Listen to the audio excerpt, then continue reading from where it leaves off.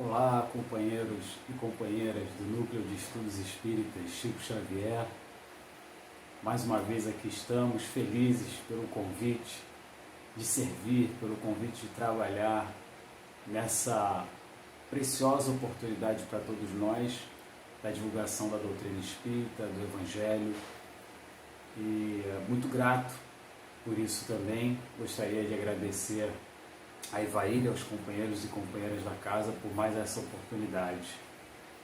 Meu nome é Daniel Oliveira, sou trabalhador do Centro Espírita Luz e Caridade, do bairro de Olaria, no município do Rio de Janeiro, e hoje falaremos sobre o tema conhecimento de si mesmo, um dos temas fundamentais da doutrina espírita para a nossa própria felicidade e para o auxílio, para o melhor auxílio dos nossos companheiros, dos nossos semelhantes.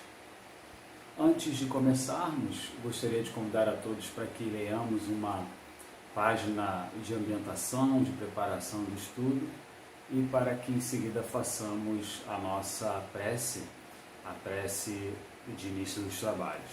Eu escolhi uma página do livro Ideal Espírita, é uma página psicografada pelo nosso irmão, querido irmão Francisco Cândido Xavier, nosso querido Chico Xavier, e é do espírito André Luiz. É a lição 58, intitulada Caminhos Retos. Diz o seguinte: tempo sem desperdício, trabalho sem desânimo, estudo sem cansaço, oração sem inércia, alimentação sem abuso, tranquilidade sem preguiça, alegria sem desordem, distração sem vício, fé sem fanatismo, disciplina sem violência, firmeza sem arrogância, amor sem egoísmo, ajuda sem paga, realização sem jactância, perdão sem exigência. Dificilmente libertar-nos-emos da ilusão que nos confunde a vida, se fugirmos de palmilhar esses caminhos retos rumo à imortalidade triunfante. Imortalidade triunfante com letras maiúsculas aqui no texto do querido irmão André Luiz Espírito. Dessa forma, convidamos a todos para que, em postura de prece, nós possamos, sobretudo, agradecer a Deus, nosso Pai, a Jesus, esse nosso irmão querido de todas as horas, os nossos anjos guardiães, os benfeitores espirituais que auxiliam esse trabalho, por mais essa oportunidade de estudo, de reflexões, de convivência fraterna, mesmo que remota, e de serviço, Mestre. Queremos pedir o auxílio necessário, possível, humildemente solicitamos, para que esse nosso encontro seja mais um encontro de paz, um encontro de utilidade, um encontro de bons pensamentos, bons sentimentos para todos nós e, consequentemente, podendo reverberar em todos que nos cercam imediatamente. Dessa forma, querido amigo, mais uma vez, muitíssimo te agradecemos. Muito obrigado.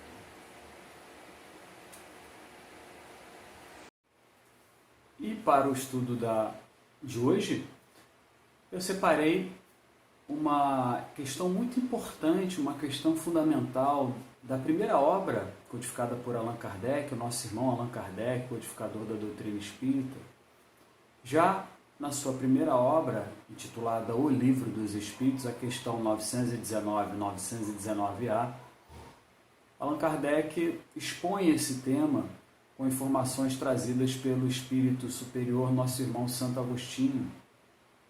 Então são as questões, a proposta do estudo de hoje é desenvolvermos essas questões, a 919 e a 919A. O tema, volto a dizer, conhecimento de si mesmo. Então Allan Kardec questiona, na questão 919,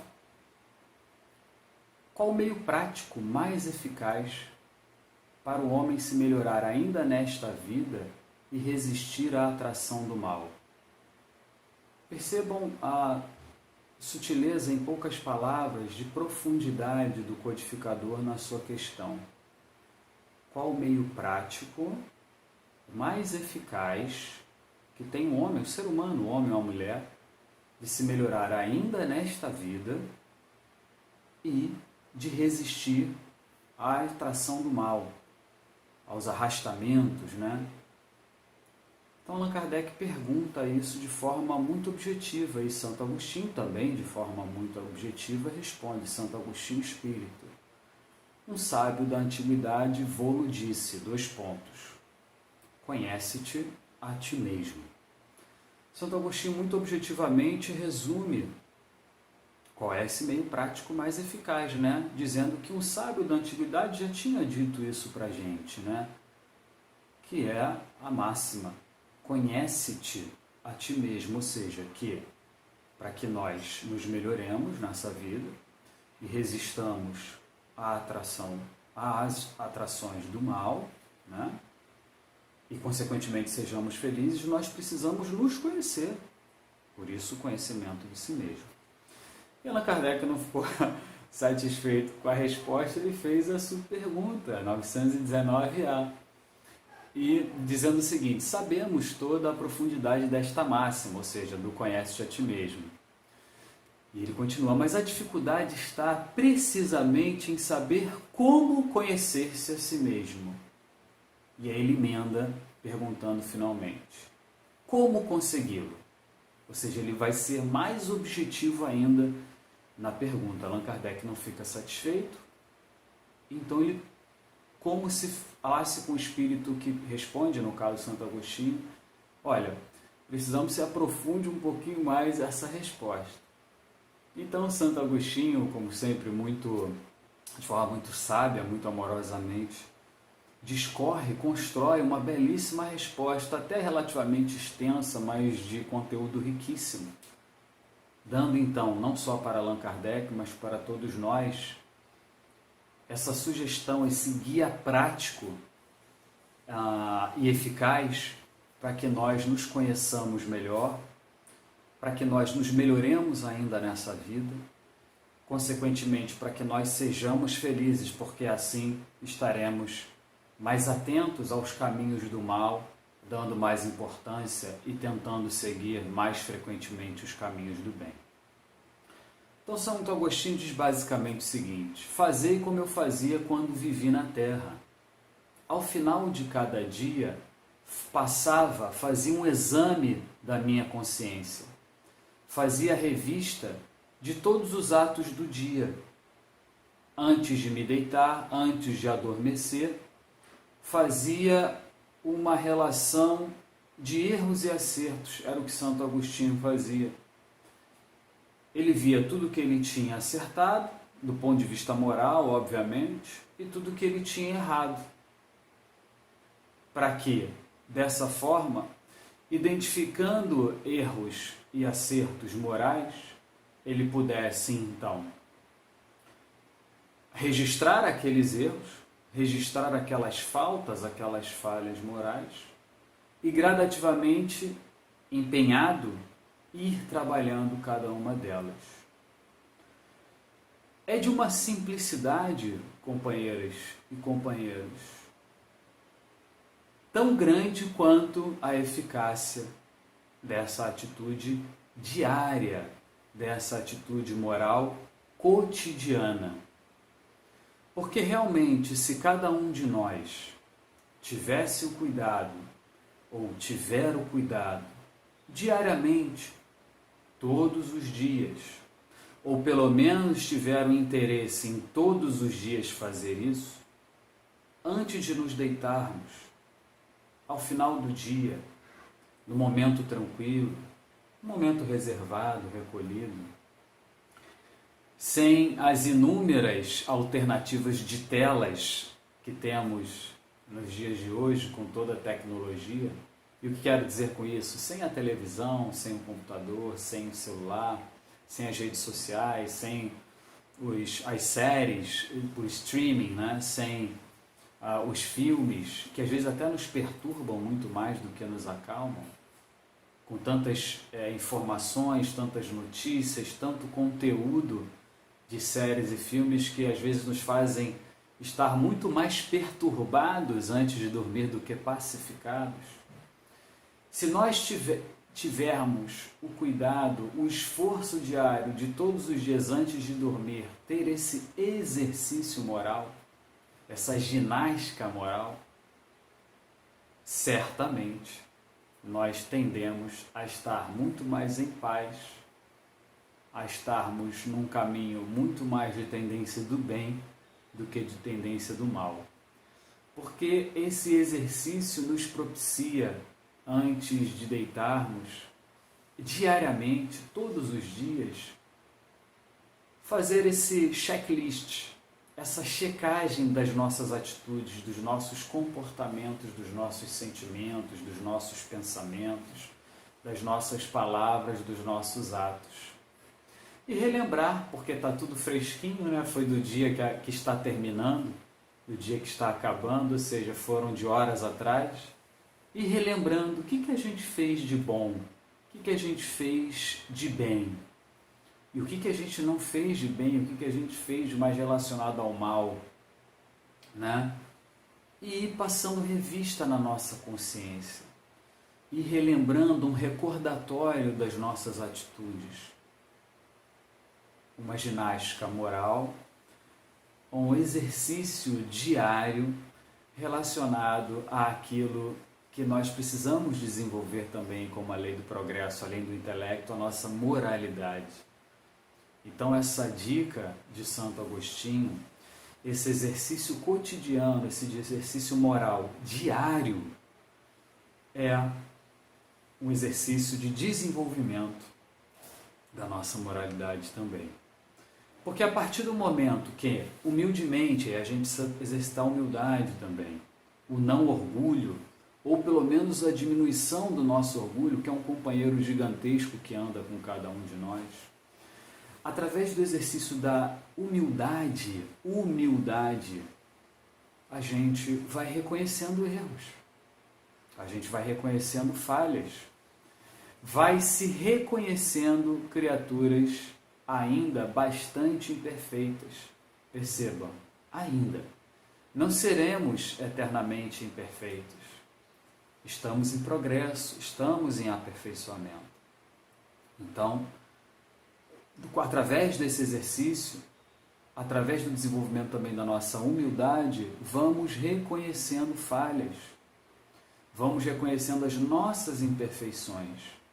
E a partir daí, temos instrumentos e, mais do que isso, temos conteúdo para que possamos nos trabalhar no sentido do aperfeiçoamento. Nesse caso, especialmente o aperfeiçoamento moral.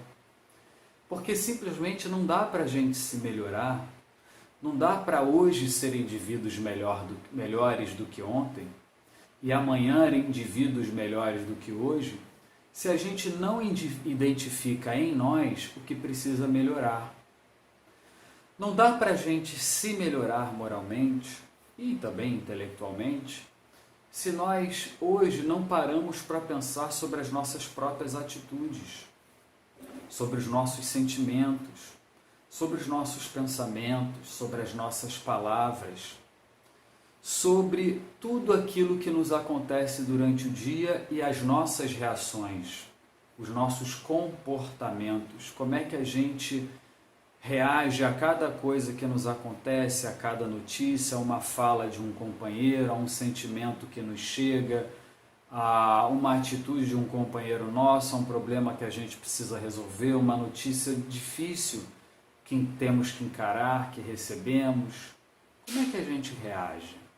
Como é que a gente se conduz nas nossas relações, nos nossos relacionamentos, com as pessoas que moram conosco, as pessoas que estão dentro do mesmo lar que nós, debaixo do mesmo teto? A gente trata bem essas pessoas, a gente trata mal, a gente trata essas pessoas pior do que as pessoas que não moram conosco, nós Tantos de nós cometemos essa falha de tratar de uma forma pior as pessoas que estão dentro do nosso lar e que às vezes são pessoas que não nos fazem nada de mal, né? Muitas vezes são pessoas que não nos fazem nada de mal e a gente é mais impaciente, mais rude, mais mal educado, mais grosseiro, mais indiferente muitas vezes com essas pessoas da nossa família, consanguínea ou não, ou seja, que vivem conosco debaixo do mesmo teto em relação às pessoas fora da nossa casa. E por mais que esses familiares consanguíneos ou não sejam pessoas de difícil relacionamento e pessoas às vezes até que nos querem mal, não é à toa que elas estão conosco nesse caminho de família, como sendo família, consanguínea ou não. Isso não é à toa. Sabemos que Deus coloca essas pessoas na convivência conosco, sob o selo da instituição família, para o aprendizado, para o progresso, para o desenvolvimento de cada um de nós envolvidos nessas relações. Então, é pelo exercício do conhecimento de si mesmo, o exercício do autoconhecimento, desse conhece-te a ti mesmo, nós desenvolvemos essa capacidade de olhar para as nossas atitudes, para os nossos comportamentos com as pessoas que nos cercam, desde o nosso núcleo familiar, aos nossos vizinhos, as pessoas que trabalham conosco, as pessoas da convivência na casa espírita, as pessoas que nos relacionamos presencialmente ou não, nos faz chamar a atenção esse exercício, esse condicionamento de se olhar para si mesmo e reconhecer imperfeições, de perceber sobre os nossos pensamentos o que temos pensado, o que temos desejado para os nossos semelhantes, sejam semelhantes próximos ou não, o que temos desejado para os nossos governantes, para os líderes não só da nossa cidade, do nosso município, do nosso estado, do nosso país, mas para os líderes mundiais, o que temos desejado para os colegas de convivência cotidiana, o que temos pensado. São pensamentos construtivos, são pensamentos mais ligados ao sublime dentro das nossas capacidades imperfeitas, são pensamentos de paz, são pensamentos de esperança, de força e de coragem em sua maior parte do tempo, ou na maioria do tempo temos tido pensamentos de qualidade destrutivos, aflitivos, angustiantes e angustiosos, pensamentos que nos levam a estados de desequilíbrio, a estados nocivos para nós próprios, estados insalubres, ou seja, de não saúde, não só do ponto de vista mental, espiritual, mas do ponto de vista físico também, pensamentos desequilibrantes para nós e para outros companheiros e companheiras. Esse exercício que Santo Agostinho nos convida a fazer diariamente, do conhece a ti mesmo, desse balanço, ele mesmo fala, né? Ele usa uma expressão muito interessante, dê balanço no seu dia moral, ou seja, quem dá balanço dá equilíbrio, avalia perdas e ganhos no seu dia moral, ou seja, no seu dia de atitudes, de relações, de comportamento, de sentimentos. Esse exercício da gente dar balanço, avaliar lucros e perdas, avaliar ônus e bônus morais no nosso dia, esse exercício, esse condicionamento a esse exercício diário, nos faz pensar nas nossas atitudes, nos nossos pensamentos, nos faz perceber, o que aliás é muito libertador, na minha humilde opinião, nos faz perceber que nós não somos tão bons quanto nós achávamos, que nós não somos os caras ou as caras, como se diz popularmente, e que nós estamos ainda bastante imperfeitos sim, que nós precisamos agir com mais humildade, que nós precisamos agir com mais indulgência, ou seja, reconhecer que o outro é imperfeito também, e assim como eu falho, o outro falha também. O que não é passar a mão na cabeça, o que não é ser conivente, não é isso. É entender que o outro, assim como eu, também está bastante imperfeito, então também vai errar, porque eu erro também. Então, assim como eu preciso de compaixão, de compreensão e de indulgência, o outro também precisa disso. De compaixão, de compreensão, de indulgência, de perdão, porque nós precisamos ser perdoados também porque falhamos no passado, falhamos até hoje. Então esse exercício é um exercício muito libertador, um exercício de paz e de inevitável felicidade para cada um de nós. Porque nós, além de identificarmos essas nossas falhas, né, termos a coragem, a humildade de olhar para dentro de si, de fazer essa viagem interior e gradativamente identificando essas nossas necessidades de correções. André Luiz fala muito da questão do caminho reto, né? E todos esses espíritos que nos ajudam, Emmanuel, todos os espíritos que nos ajudam não só na doutrina espírita, na revelação espírita, mas nas outras obras adjacentes espíritas e em todas as correntes do bem, falam muito dessa importância do caminho reto.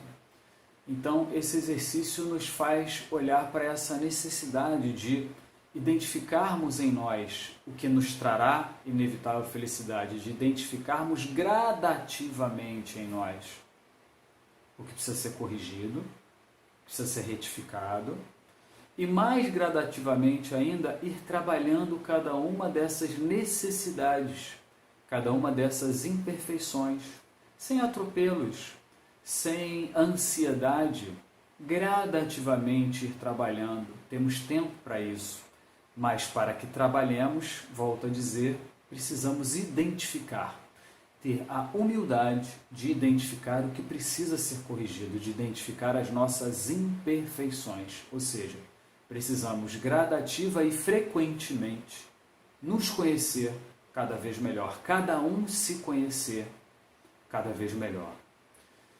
E esse exercício também nos dá felicidade porque identificamos também as nossas virtudes. Nós não somos só imperfeições, né? Nós não somos só falhas e erros, nós temos acertos também, graças a Deus. Já caminhamos até aqui. Não somos espíritos desta encarnação, somos espíritos multimilenários que estamos caminhando há algum tempo na estrada do progresso intelecto-moral. Então temos acertos também.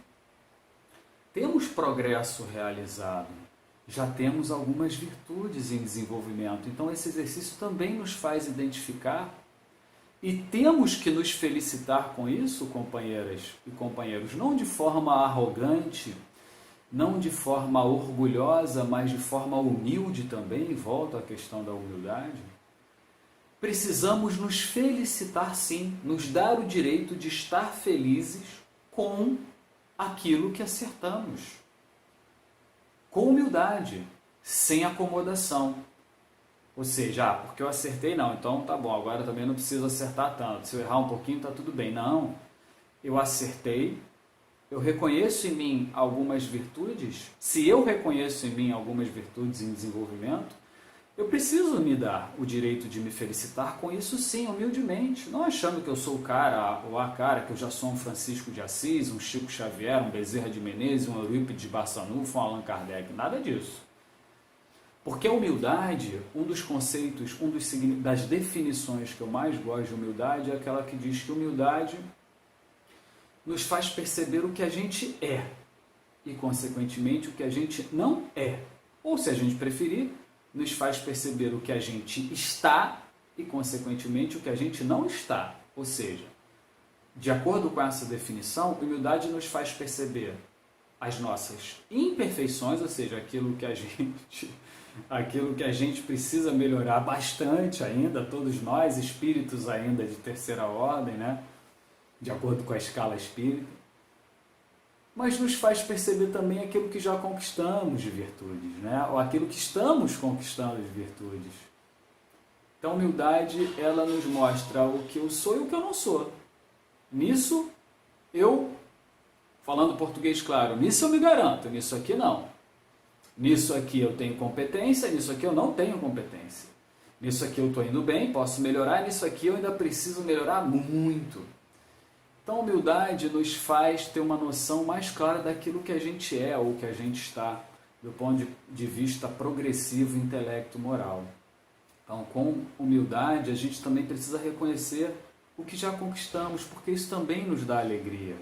Isso nos dá um sentimento de dignidade, de conquista. Isso é importante para a nossa saúde mental, para a nossa saúde espiritual. Isso é importante também. Né? A gente não ter aquele hábito que muitas vezes, sem condenação nenhuma, companheiros, na minha fala, tá? Vai ser uma fala avaliativa, de avaliação. Mas muitas vezes ouvimos as pessoas dizendo: não mereço, eu não sou assim, eu não sou assado, diante de algum elogio, né? Mas às vezes é até hipocrisia, porque a gente precisa admitir: não, obrigado pelo elogio, com humildade sempre, né? Obrigado, que bom o reconhecimento, ser grato e retribuir de uma forma carinhosa também aquilo que nos chega com carinho, sem nos envaidecermos. Mas também a gente não precisa ser falso, ou desculpe o peso da palavra hipócrita, não, eu não sou nada disso e tudo mais, que isso? Se é um elogio verdadeiro, é um reconhecimento daquilo que a gente já conquistou. De uma forma muito humilde, sem se envaidecer, a gente pode ser grato pelo reconhecimento, porque isso, inclusive, nos ajuda a seguir adiante numa vida que não é fácil, ainda mais quando vamos gradativamente conquistando essa consciência do tanto que ainda temos que conquistar pela frente, no sentido das virtudes, no sentido do nosso progresso intelecto-moral. Santo Agostinho diz, além dessa dica, né, que ele começa a resposta sobre o conhecimento de si mesmo, essa lindíssima e profunda resposta da subpergunta, né, a 919A do Livro dos Espíritos. Ele nos chama uma reflexão que é o seguinte: se Deus nos chamasse agora de volta para casa, né, se nós voltássemos agora ao mundo espiritual pelo fenômeno morte, se nós então passássemos pela morte do corpo, obviamente, e voltássemos a ver o mundo espiritual, como estaria a nossa consciência? Nós estaríamos tranquilos? Nós teríamos a tranquilidade de olhar para todos os que nos cercam, no mundo espiritual, onde nós não podemos ocultar nada de ninguém, dos outros espíritos? Nós teríamos a consciência tranquila se hoje nós passássemos pela morte, se hoje fosse o dia para que voltássemos ao estado de desencarnação? Quem tem a consciência mais tranquila, ou que tende a ter a consciência mais tranquila, obviamente é aquele indivíduo, é aquele companheiro ou companheira que tem o hábito de se reconhecer, de conhecer-se a si mesmo de forma cotidiana, ou seja, tem o hábito de fazer esse exercício. Porque então, se a morte, o fenômeno biológico morte, nos convidar a voltar para a nossa casa original hoje, nós voltamos com a consciência um pouco mais tranquila de saber naquilo que acertamos, naquilo que erramos e precisamos consertar e naquilo que ainda temos de bastante perfeito e que estamos a caminho dos reparos morais. E ele termina, já lá pelo final da resposta, Santo Agostinho termina com uma expressão muito interessante, que é o seguinte: justo é que se gastem alguns minutos por dia para a conquista da eterna felicidade. Olha que interessante, pessoal. Que frase motivante, porque realmente é um investimento muito pequeno diário para a gente ser eternamente feliz. É uma construção dia após dia de alguns minutinhos por dia, onde nós, ao final do dia ou não, nós paramos num momento nosso para refletir sobre nós mesmos, sobre as nossas atitudes, sobre aquilo que precisa melhorar em nós, sobre nossos acertos. Oramos, pedimos ajuda ao nosso anjo guardião ou guia espiritual. Pedimos ajuda aos benfeitores da espiritualidade que se interessam por nós, que se interessam pela nossa encarnação, além, obviamente, do nosso anjo guardião. Oramos a Jesus, oramos a Deus. Pedimos força para sermos mais humildes, para reconhecer as nossas falhas. Pedimos força e vigilância para trabalhar os nossos erros, as nossas imperfeições. Pedimos ajuda, isso também é um exercício de humildade. E reconhecemos que Os outros nos ajudam, mas o livre-arbítrio é nosso. Nós escolhemos aquilo que faremos por nós mesmos. Nós é que somos donos da nossa própria felicidade. Ninguém nos muda, nós é que nos mudamos. Através do nosso próprio esforço, do nosso empenho, da nossa vontade, da nossa ação. E ação, preferencialmente, no bem. Então é justo, como diz Santo Agostinho, nesse investimento muito interessante, porque é um pouquinho por dia para o investimento de felicidade eterna. São alguns minutinhos por dia para que a gente conquiste gradativamente essa eterna felicidade. E nas minhas reflexões íntimas, gostaria de compartilhar algo que reflito sobre, quando pensando nesse tema, que conhecer-se a si mesmo também é olhar para dentro de nós no sentido de perceber o que sentimos, o que estamos sentindo a cada situação do dia a dia, né? É felicidade, é tristeza, é raiva, é ódio, é rancor, é desejo de vingança, é ressentimento, é inveja, é ciúme, é euforia, é a depressão, melancolia, tristeza. O que é que estamos sentindo? A gente precisa estar atento aos nossos sentimentos também.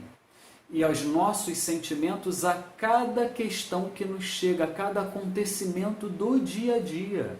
Não vai dar para a gente estar atento 100% do tempo.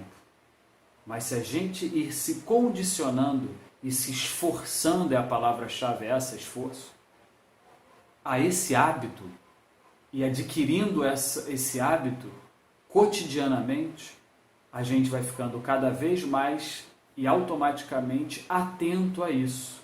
E não precisa muitas vezes, lá quando estivermos mais condicionados, no bom sentido da palavra condicionado, não precisa mais chegar no final do dia, porque na hora que acontecer a gente está atento, a gente está vigilante.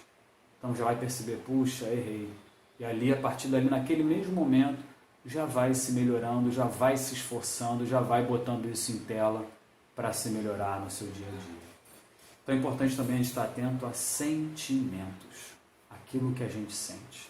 Além, obviamente, das nossas palavras, das nossas atitudes, dos nossos pensamentos. Companheiras e companheiros, muito feliz, muito agradecido por mais essa oportunidade de estudo em conjunto, de reflexões, de convivência mesmo que remota, convivência fraternal, de serviço, de contato com essa linda doutrina espírita e com o Evangelho do Cristo. Muito grato pela oportunidade de serviço, quero agradecer muitíssimo e convidar a todos para que façamos a nossa prece de encerramento, agradecendo muito a Deus, agradecendo a Jesus essa oportunidade tão valiosa para cada um de nós. O nosso coração, Mestre querido Jesus, está repleto de felicidade, não só pela oportunidade, mas por podermos ter contato com a tua santa doutrina espírita. Você que é o nosso Cordeiro de Deus, o nosso governador espiritual planetário, aquele que com tanto carinho nos rege, nos coordena, tuas ovelhas, almas terrenas neste planeta. O nosso coração é muito feliz por termos também o contato com a tua também doutrina espírita. Muito obrigado, Jesus. Companheiros espirituais, benfeitores, anjos guardiões, conosco aqui agora nesse momento. Que tenhamos a força e a coragem para a humildade de reconhecer em nós aquilo que precisa ser melhorado. Que nós sejamos cada vez mais, Jesus, como diz Francisco, instrumentos da vossa paz. Porque, uma vez esforçados honestamente, sinceramente, esforçados em nos melhorar, inevitavelmente passamos a ser assim melhorados cada vez mais, passamos a ser instrumentos de trabalho mais úteis na tua obra, instrumentos da vossa paz, da nossa paz, da paz e da felicidade daqueles que nos cercam, Jesus. Muito, muito obrigado, hoje e sempre. Graças a Deus. Despeço-me, companheiras e companheiros, agradecendo uma vez mais e até uma próxima oportunidade. Muito obrigado.